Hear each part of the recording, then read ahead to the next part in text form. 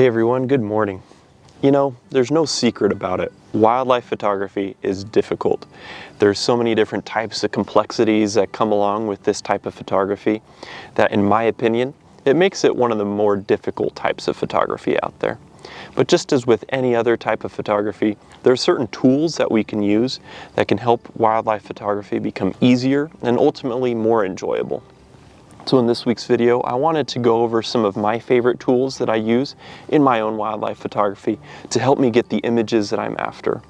Naturally, I'm going to forget a whole lot of stuff in this video, or I'm just not going to mention something that you like to use in your own wildlife photography. So please let us know down in the comments some of your favorite tools that you like to use that help you get the images that you're after. Without further ado, let's jump right into it. One of the biggest complexities of wildlife photography is photographing animals that are oftentimes scared of people or just don't want their picture taken. One of the items that I rely most heavily upon in my own wildlife photography are blinds.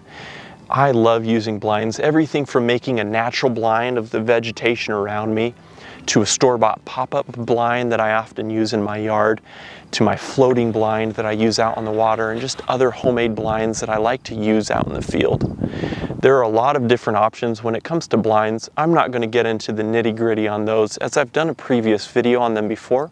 If you're interested in seeing different types of blinds that I use in my own photography, check the video out here. I'll put a link to it in the description below as well. The important thing to remember with blinds is you don't need to go out and spend hundreds of dollars on a store-bought blind. You can make them yourself a lot cheaper and oftentimes a lot smaller at home. Kind of like this blind that I use very often in my own photography. It's very small and compact, and I can carry it with me pretty much anywhere I go.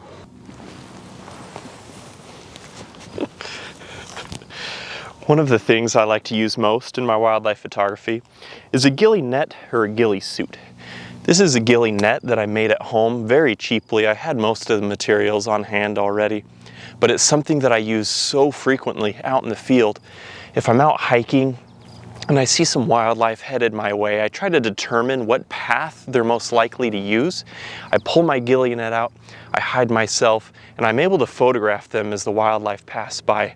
This is honestly the next best thing you can get to using Harry Potter's invisibility cloak. This thing does so well at breaking out your outline. You know, hiding back here, I didn't put much time and effort into hiding myself, but even then, wildlife would have passed by and probably not have even known that I was there. So a ghillie net is definitely an item that I recommend you either get online somewhere or that you just make yourself at home. As much as I love escaping into the backcountry to find and photograph wildlife, the reality is not all of my encounters take place on the top of a mountain or in the middle of the desert somewhere. Many of my wildlife encounters take place in town, along the side of a road, or in a national park.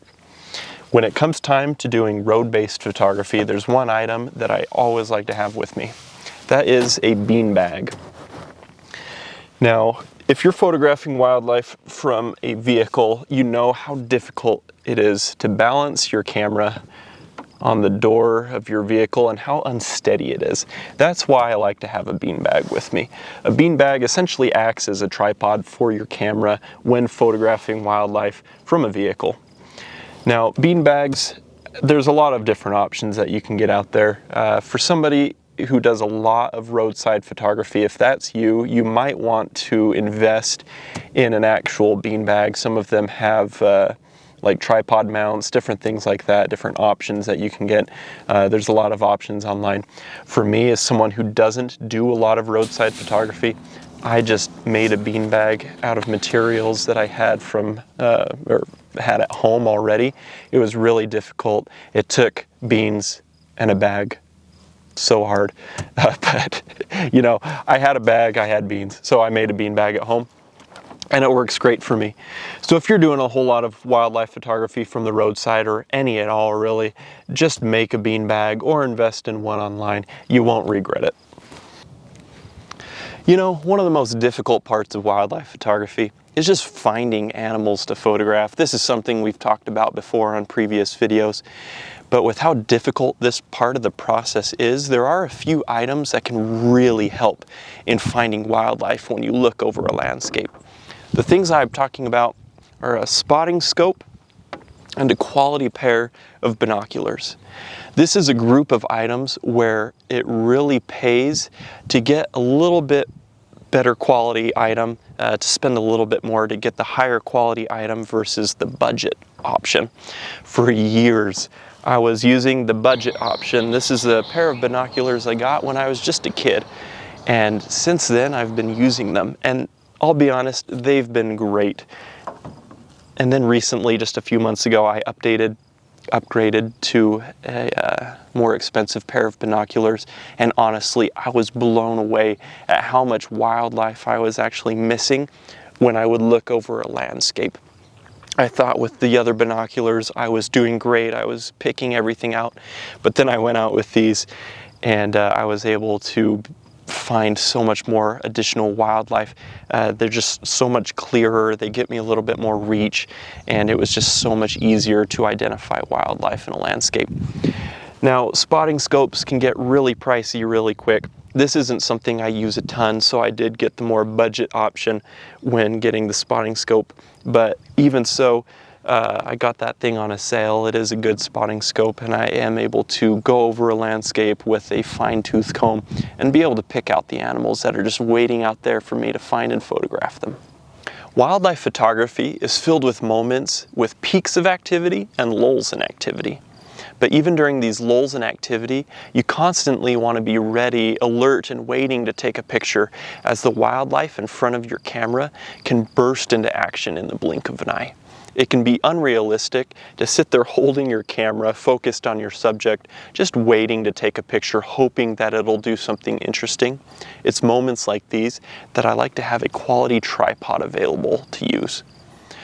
Tripods are another area where you don't want to skimp. It's better to get a quality tripod than to save a few bucks and get a tripod that ultimately might fail you in the field and could even break your gear. An example of things that I look for when looking for tripods to use is the weight load capacity of the tripod. When considering a tripod to purchase, you want to add up all the weight that you'll be loading on top of it. This includes the weight of the tripod head itself, the camera that you'll be using, the heaviest lens that you're planning to use on that tripod, and any additional accessories that you'll be loading on top of the tripod. You want to weigh all that gear and make sure that the tripod can handle that weight load that you'll be putting on it so that it doesn't collapse and break your gear in the field.